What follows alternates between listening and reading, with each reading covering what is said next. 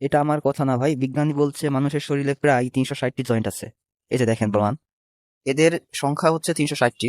যদি আমরা ভালোভাবে খেয়াল করি, মুখমণ্ডলে 86টি আছে, কাঁধে বা গলাতে আছে 6টি, রিপস বা বুকে আছে 66টি, মেরুদণ্ড বা স্পাইনাল কর্ডে আছে 76টি, হাতে 64টি, পায়ে 62টি, সর্বমোট 360টি। সহি মুসলিম হাদিস নম্বর 1007, রসুল সাল্লাল্লাহু আলাইহি সাল্লাম বলেছেন মানুষের শরীরে 360টি অস্থি আছে।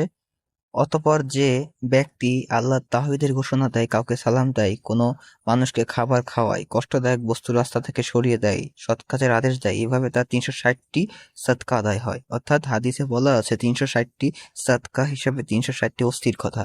এই যে 360টি অস্থির সন্ধি আছে, হাদিসেই হাদিস বলা আছে, এটা হাদিসেই আমার বলা আপনার আছে, বানানো এটা কথা না। আমার আপনার বানানো কথা না।